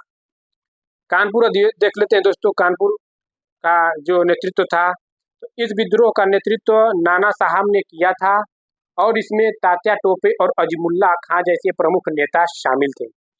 तो कानपुर के नेतृत्व कौन थे? नाना साहब ने किया और इसमें तात्या टोपे और अजीमुल्ला खां जैसे प्रमुख नेता थे। तो नाना साहब को धोधू पंत के नाम से जाना जाता है। ये दोस्तों याद रखिएगा, ये कई बार ट्रेंड किया हुआ प्रश्न है कि नाना साहब को किस नाम से जाना जाता है? धोधू पंत। तो नाना साहब को पेशवा घोषित किया गया और नाना साहब की तरफ से लड़ने की जिम्मेदारी तात्या टोपे को दी गई थी, जिनका वास्तविक नाम रामचंद्र पांडुरंग था। तो तात्या टोपे का भी वास्तविक नाम याद रखिएगा, रामचंद्र पांडुरंग। नाना साहब का धोधू पंत, ये सब नाम याद रखिएगा। एक बार फिर से कैंपबेल के नेतृत्व में अंग्रेजी सेना कानपुर पहुंची और फिर से कानपुर में अधिकार कर लिया। वहां भी कैंपबेल के नेतृत्व में पहुंचती है, वहां भी अधिकार कर लेता है। नाना साहब भी क्या करते हैं? नेपाल भाग जाते हैं, जबकि तात्या टोपे गिरफ्तार कर लिए गए। अंततः इनको फांसी हो गई। झांसी के बारे में देख लेते हैं। रानी लक्ष्मीबाई झांसी की रानी 1857 के विद्रोह में झांसी के प्रतिरोध का नेतृत्व गंगाधर राव की विधवा पत्नी रानी लक्ष्मीबाई ने किया। किसने किया? झांसी की रानी लक्ष्मीबाई किया। जून 1857 में मध्य भारत में विद्रोह शुरू और रानी लक्ष्मीबाई ने अपनी सुरक्षा सुनिश्चित करने के लिए सैन्य टुकड़ी तैनात करने की अनुमति मांगी, लेकिन उन्हें इसके जवाब में मदद नहीं मिली दोस्तों। ये पहले मदद मांगी थी लेकिन नहीं मिली। तो मार्च 1858 ईस्वी में यूरोज के नेतृत्व में, यहाँ पे दोस्तों देखिए यूरोज के नेतृत्व में एक अंग्रेजी सेना झांसी पहुंची। रानी लक्ष्मीबाई यूरोज से युद्ध किया लेकिन कुछ गद्दारों के कारण पराजित हुए। उसके बाद झांसी की रानी ग्वालियर पहुंची और ग्वालियर के कुछ विद्रोहियों के सहयोग से इन्होंने ग्वालियर पर अधिकार कर लिया। ग्वालियर जाती है, वहां पे अधिकार कर लेती हैं। यूरोज ने अपनी सेना के साथ ग्वालियर पहुंचा और रानी के साथ युद्ध किया। अंततः रानी लक्ष्मीबाई की मृत्यु ग्वालियर शहर में युद्ध के दौरान हुई थी दोस्तों। सोचिए इतनी बहादुरी से झांसी की रानी लक्ष्मीबाई ये सब लड़ी थी दोस्तों। जगदीशपुर, देखिए जगदीशपुर कहाँ पड़ता है? बिहार में। तो इसका विद्रोह का नेतृत्व यहाँ के जमींदार बाबू कुंवर सिंह ने किया था। इलाहाबाद के विद्रोह का नेतृत्व मौलवी लियाकत अली ने किया और इन्हें इलाहाबाद का सूबेदार घोषित किया गया था दोस्तों। तो इलाहाबाद का सूबेदार किसे घोषित किया गया था? तो मौलवी लियाकत अली को। फैजाबाद के विद्रोह का नेतृत्व मौलवी अहमदुल्लाह शाह ने किया। देखिए इलाहाबाद का मौलवी लियाकत अली, फैजाबाद के मौलवी अहमदुल्लाह शाह ने किया। और पूरे विद्रोह के यही ऐसा व्यक्ति था जो अंग्रेजों के विरुद्ध गोरिल्ला पद्धति से युद्ध किया। याद रखिएगा, ये बहुत ही इंपॉर्टेंट पॉइंट है। कुछ इंपॉर्टेंट फैक्ट देख लेते हैं दोस्तों। देखिए 1857 के विद्रोह के महत्वपूर्ण केंद्र एक बार सनसनी निगाह देख लेते हैं। दिल्ली के नेतृत्व कौन करते हैं? बहादुर शाह जफर। यहाँ के विद्रोह का नेतृत्व दमन कौन आता है? अंग्रेजी सैनिक हडसन आता है। लखनऊ का नेतृत्व बेगम हजरत महल। और कौन सा सैनिक आता है? कैंपबेल आता है, अंग्रेजी सैनिक। कानपुर के नाना साहब करते हैं। इस यहाँ के दमन कौन करता है? तो कैंपबेल। झांसी की रानी लक्ष्मीबाई और इसका विरोध कौन करता है? यूरोज आता है। जगदीप सिंह के बिहार के एक जगदीशपुर है दोस्तों, तो कुंवर सिंह। इसके विलियम टेलर या विसेंट आयर करते हैं। इलाहाबाद के मौलवी लियाकत अली, जनरल नील पहुंचते हैं। बरेली के खान बहादुर खान और इसके नेतृत्वकर्ता कैंपबेल पहुंचते हैं वहां अंग्रेजों के। तो याद रखिएगा, ये इंपॉर्टेंट फैक्ट है दोस्तों। यहाँ पर सोई हुई महिला सभी विद्रोहियों में एकमात्र मर्द है। यह किसका कथन है? तो यूरोज ने कहा था। तो रानी लक्ष्मीबाई के बारे में कहा। भाई वाकई में बहुत वीरता के साथ लड़ी थी रानी लक्ष्मीबाई। तो वही यूरोज कहे थे कि यहाँ पर सोई हुई महिला सभी विद्रोहियों में एकमात्र मर्द है। किसके बारे में? तो रानी लक्ष्मीबाई के बारे में कहा। इस विद्रोह की अंतिम घटना तात्या टोपे को 1859 में फांसी दी गई, जो इस विद्रोह की अंतिम घटना थी दोस्तों। 1859 में फांसी दी गई। विधायी संशोधन तथा ब्रिटिश इंडिया एक्ट 1935 देख लेते हैं। ये भी दोस्तों टॉपिक है। चलते हैं दोस्तों। देखिए इतना कम समय में इतना हम लोग पढ़े, बहुत ही शानदार तरीके से। बस आप लोग का सपोर्ट हमें चाहिए दोस्तों। अगर सपोर्ट रहेगा दोस्तों तो बहुत मेहनत करने में और मजा आएगा दोस्तों। तो 1773 का रेगुलेटिंग एक्ट देख लेते हैं। देखिए 1773 का रेगुलेटिंग एक्ट ब्रिटिश संसद द्वारा ईस्ट इंडिया कंपनी के मामलों को विनियमित करने और भारत में केंद्रीय प्रशासन की नींव रखने के लिए पारित किया गया एक महत्वपूर्ण कानून था। इस एक्ट के द्वारा सबसे पहले कलकत्ता में एक सर्वोच्च न्यायालय की स्थापना की गई थी। इम्फे प्रथम मुख्य न्यायाधीश बने थे। इसमें एक मुख्य न्यायाधीश और 3 अन्य न्यायाधीश। तो एक मुख्य न्यायाधीश और 3 अन्य न्यायाधीश। तो प्रथम मुख्य न्यायाधीश कौन थे? तो इम्फे थे दोस्तों। क्वेश्चन बनता है कि किस रेगुलेटिंग एक्ट के तहत कलकत्ता में सर्वोच्च न्यायालय की स्थापना की गई? तो 1773 का रेगुलेटिंग एक्ट के तहत दोस्तों। रेगुलेटिंग एक्ट 1773 के पारित होने के बाद बंगाल के गवर्नर पद का नाम बदलकर बंगाल का गवर्नर जनरल रख दिया गया। तो किस एक्ट के तहत बंगाल के गवर्नर पद का नाम बंगाल का गवर्नर जनरल रख दिया गया? तो रेगुलेटिंग एक्ट 1773 एक्ट के तहत दोस्तों। याद रखिएगा 1784 का पिट्स इंडिया एक्ट। यह अधिनियम 1773 के रेगुलेटिंग एक्ट की कमियों को दूर करने के उद्देश्य से ब्रिटिश प्रधानमंत्री विलियम पिट द यंगर के कार्यकाल में पारित किया गया था। इस एक्ट के द्वारा इस एक्ट द्वारा दोहरी नियंत्रण प्रणाली की स्थापना की गई। तो याद रखिएगा दोस्तों, दोहरी नियंत्रण प्रणाली की स्थापना 1784 पीस इंडिया एक्ट के तहत की गई। और एक होता है कि प्रांतों में दोहरी या द्वैध शासन और एक केंद्र में तो आगे पढ़ेंगे, याद रखिएगा। ये इसी में लोग कंफ्यूजन हो जाते हैं। प्रांतों का द्वैध शासन और केंद्र का द्वैध शासन 1919 का 1935 में भारत है, 1935 का 1919। दोहरी नियंत्रण प्रणाली की शुरुआत होती है किसमें? 1784 का Pitt's India act. Court of director और बोर्ड ऑफ कंट्रोल, याद रखिएगा, ये डायरेक्ट क्वेश्चन, ये कई बार क्वेश्चन बना हुआ है कि कोर्ट ऑफ डायरेक्टर और बोर्ड ऑफ कंट्रोल की व्यवस्था की गई। इस एक्ट के तहत 6 कमिश्नरों के एक बोर्ड का गठन किया गया। 1793 का चार्टर एक्ट ब्रिटिश संसद द्वारा पारित एक महत्वपूर्ण कानून था, जिसका मुख्य उद्देश्य ईस्ट इंडिया कंपनी के चार्टर को अगले 20 वर्षों के लिए नवीनीकृत करना और भारत में कंपनी के शासन को मजबूत करना था। तो कंपनी को अगले 20 वर्षों तक भारत के साथ व्यापार करने का विशेष अधिकार मिला। तो कंपनी को अगले 20 वर्षों तक भारत के साथ व्यापार करने का विशेष अधिकार किस एक्ट के तहत मिला? 1793 का चार्टर एक्ट के तहत। इस एक्ट के तहत 1793 का चार्टर एक्ट के तहत। तो 1793 में 20 वर्ष जोड़ेंगे तो 1813 आएगा। तो अगले 20 वर्ष तक तो किया था। तो इसमें देखिए, इस अधिनियम ने भारत में ब्रिटिश क्राउन की एक संप्रभुता का दावा किया, भारतीयों की शिक्षा के लिए 1 लाख रुपए आवंटित किए और मिशनरियों को भारत में धर्म प्रचार करने की अनुमति दी। तो भारत में मिशनरियों को धर्म प्रचार प्रसार करने की अनुमति किस एक्ट के तहत मिला? तो 1813 का चार्टर एक्ट। भारतीयों के शिक्षा के लिए 1 लाख रुपए आवंटित किस एक्ट के तहत दिया गया? 1813 का चार्टर एक्ट। देखिए दोस्तों, यहाँ पे ईस्ट इंडिया कंपनी का व्यापारिक अधिकार समाप्त कर दिया गया। तो लेकिन अभी जस्ट पढ़े हैं हम लोग कि 20 वर्षों तक भारत के साथ व्यापार करने का विशेष अधिकार मिला 1793 का चार्टर एक्ट के तहत। अब इसमें क्या, वही 20 वर्षों का जो व्यापार एकाधिकार मिला था, तो इसमें क्या हुआ दोस्तों, इसमें खत्म कर दिया गया 1813 चार्टर एक्ट। लेकिन पूर्णतः नहीं समाप्त हुआ, चाय चीनी को छोड़कर पूर्णतः समाप्त नहीं हुआ। पूर्णतः अब दोस्तों इसके 1833 में पूर्णतः समाप्त कर दिया। इसमें देखिए दोस्तों, जो कंपनी का व्यापारिक एकाधिकार पूर्णतः समाप्त हो गया, अब केवल राजनीतिक अधिकार थे।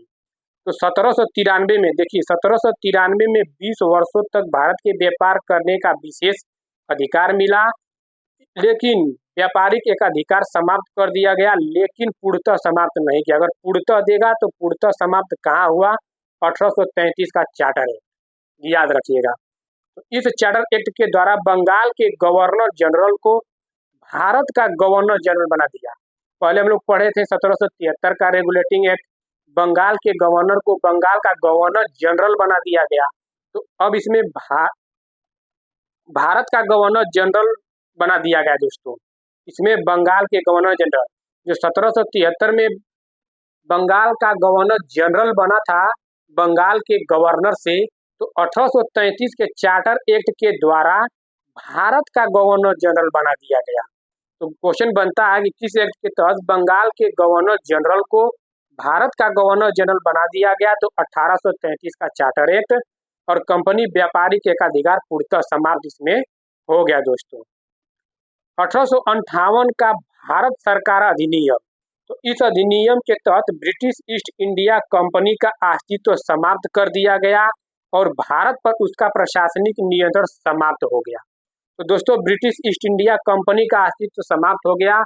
यहाँ से ब्रिटिश क्राउन का चलता है दोस्तों। तो याद रखिएगा, ब्रिटिश ईस्ट इंडिया कंपनी का अस्तित्व किस एक्ट के तहत समाप्त किया गया? 1858 का। भारत के गवर्नर जनरल के पदनाम को बदलकर भारत का वायसराय। तो दोस्तों देखिए, इसमें 1833 में पढ़े हैं कि बंगाल के गवर्नर जनरल को भारत का गवर्नर जनरल बना दिया। अब 1858 में भारत का गवर्नर जनरल से भारत का वायसराय कर दिया गया। तो वायसराय कब किया? 1858 का भारत सरकार अधिनियम के तहत। पिट्स इंडिया एक्ट 1784 द्वारा स्थापित दोहरी शासन प्रणाली को समाप्त कर दिया गया। देखिए दोस्तों, हम लोग पढ़े हैं कि पिट्स इंडिया एक्ट 1784 में पढ़े थे कि जो दोहरी शासन प्रणाली शुरू की गई, तो उसी दोहरी शासन प्रणाली को 1858 का भारत सरकार अधिनियम के तहत खत्म कर दिया गया। तो कब शुरू किया गया था दोहरी शासन प्रणाली? 1784। पिट्स इंडिया एक्ट 1784 के द्वारा कब समाप्त किया गया? 1858 का भारत सरकार अधिनियम के द्वारा। इस अधिनियम के द्वारा भारत का प्रशासन ब्रिटिश क्राउन को सौंप दिया गया। ब्रिटिश ईस्ट इंडिया का खत्म होता है, ब्रिटिश क्राउन के हाथ में आ जाता है, तो समस्त अधिकार भारत सचिव को सौंप दिए गए और भारत का गवर्नर जनरल भारत का वायसराय कहलाने लगा। 1861 का भारतीय परिषद अधिनियम, इस अधिनियम के तहत पोर्टफोलियो प्रणाली की शुरुआत की गई। वायसराय को अध्यादेश जारी करने का अधिकार दिया गया। भारतीयों को विधायी परिषदों में शामिल करने की अनुमति दी गई। तो दोस्तों याद रखिएगा कि 1861 का भारतीय परिषद जो अधिनियम है, पोर्टफोलियो प्रणाली की शुरुआत किस अधिनियम के तहत लाया गया? तो 1861 का भारतीय परिषद अधिनियम के तहत। वायसराय को अध्यादेश जाने का अधिकार किस अधिनियम के तहत मिला? तो 1861 का भारतीय परिषद अधिनियम के तहत। भारतीयों को विधायी परिषदों में शामिल करने की अनुमति किस अधिनियम के तहत लाया गया? तो 1861 का भारतीय परिषद अधिनियम के तहत। 1892 का भारतीय परिषद अधिनियम, बजट पर चर्चा और प्रश्न पूछने का अधिकार 1892 का भारतीय परिषद अधिनियम के तहत मिला। परिषदों के सदस्यों के चुनाव के लिए अप्रत्यक्ष चुनाव, देखिए ये बहुत इंपॉर्टेंट है, अप्रत्यक्ष चुनाव प्रणाली लागू की गई 1852 का भारतीय परिषद अधिनियम के तहत। प्रांतीय विधान परिषदों को कुछ हद तक नए कानून बनाने और पुराने कानूनों को निरस्त करने की शक्ति प्रदान की गई। 1919 का भारतीय परिषद अधिनियम देखते हैं, बहुत इंपॉर्टेंट है। इस अधिनियम को मार्ले मिंटो सुधार के नाम से जाना जाता है। तो किस एक्ट को मार्ले मिंटो सुधार के नाम से जाना जाता है? तो 1909 का भारतीय परिषद अधिनियम के। इस अधिनियम की सबसे उल्लेखनीय विशेषता मुसलमानों के लिए पृथक निर्वाचक मंडल की शुरुआत की गई थी, जिससे सांप्रदायिकता को बढ़ावा मिले। तो मुसलमानों के लिए पृथक निर्वाचन मंडल की शुरुआत दोस्तों किस अधिनियम के तहत? 1909 भारतीय परिषद अधिनियम के तहत। केंद्रीय विधान परिषद में सदस्यों की संख्या 16 से बढ़ाकर 60 कर दी गई। हालांकि प्रांतीय परिषदों में संख्या समान नहीं थी दोस्तों। 1919 का भारत सरकार अधिनियम दोस्तों देख लेते हैं। इस अधिनियम को मोंटागू चेम्सफोर्ड सुधार के नाम से जाना जाता है। तो मोंटागू चेम्सफोर्ड सुधार के नाम से किस अधिनियम को जाना जाता है? तो 1909 का भारत सरकार अधिनियम। इस अधिनियम की सबसे महत्वपूर्ण विशेषता प्रांतीय स्तर पर द्वैध शासन की शुरुआत थी, जिसमें प्रांतीय विषयों को आरक्षित और हस्तांतरित में विभाजित किया गया। दोस्तों यहाँ पे लोग कन्फ्यूजन होते हैं, तो हम कन्फ्यूजन अब दूर कर रहे हैं। देखिए, दोहरी शासन यानी कि द्वैध शासन जब सिर्फ और सिर्फ दोहरी शासन पूछेगा तो 1784 इंडिया एक्ट को मारेंगे। और प्रांतों में क्या, अगर प्रांतों में यानी कि प्रांतीय स्तर पर द्वैध शासन पूछेगा तो 1919 का भारत सरकार। और जब केंद्र में पूछेगा दोस्तों तो केंद्र में 1935 में। दोस्तों इसमें 19 का 19 को 1935 में कर देते हैं, 1935 का 1919 में कर देते हैं और कोई 1784। तो सिर्फ और सिर्फ द्वैध शासन या दोहरी शासन प्रणाली पूछेगा किस एक्ट के तहत आया था? तो 1784 एक्ट के तहत। और प्रांतीय स्तर पर द्वैध शासन की शुरुआत किस एक्ट के तहत आया था? किस अधिनियम के तहत? 1919 का भारत सरकार अधिनियम।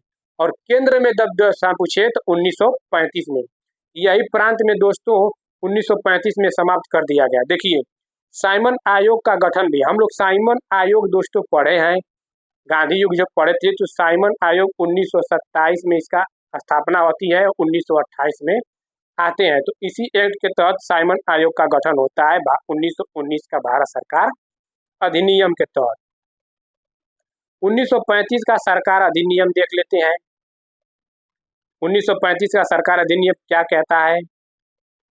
इस अधिनियम ने बर्मा को भारत से अलग कर दिया। 1935 का सरकार अधिनियम यानी कि बर्मा अब म्यांमार है दोस्तों, तो 1937 में इसको भारत से अलग कर दिया गया।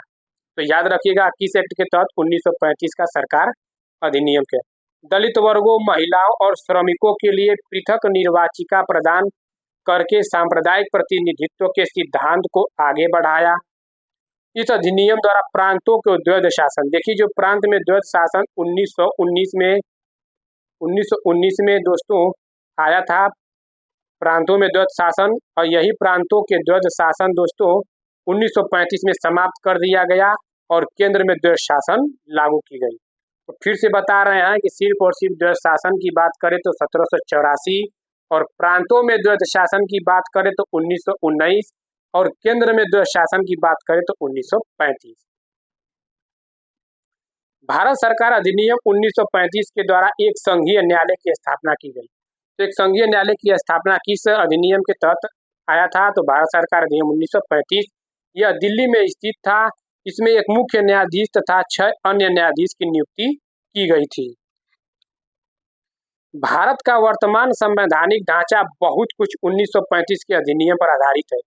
दोस्तों जितने भी भारत का संवैधानिक 250 मतलब 250 से अधिक ज़्यादा 1935 अधिनियम से प्रेरित है, 1935 से लिया गया है। तो पूछ देगा कि सबसे संवैधानिक ढांचा किस अधिनियम से लिया गया है? तो 1935 से दोस्तों। 1935 के अधिनियम के बारे में दोस्तों जवाहरलाल नेहरू ने कहा था, एक कार जिसमें ब्रेक तो है पर इंजन नहीं है। पंडित जवाहरलाल नेहरू ने भारत सरकार अधिनियम दोस्तों 1935 को गुलामी का अधिकार पत्र या दासता का आज्ञा पत्र बताते हुए इसकी कठोर आलोचना की थी। किसे? जवाहरलाल नेहरू ने दोस्तों। आई होप दोस्तों आप लोग को ये वीडियो अच्छा लगा हो। अगर अच्छा लगा हो तो दोस्तों चैनल को लाइक, सब्सक्राइब, शेयर, कमेंट कर दीजिए, जिससे हमें भी मोटिवेट मिलता रहे दोस्तों। ठीक है दोस्तों, आप लोग का बहुत बहुत धन्यवाद।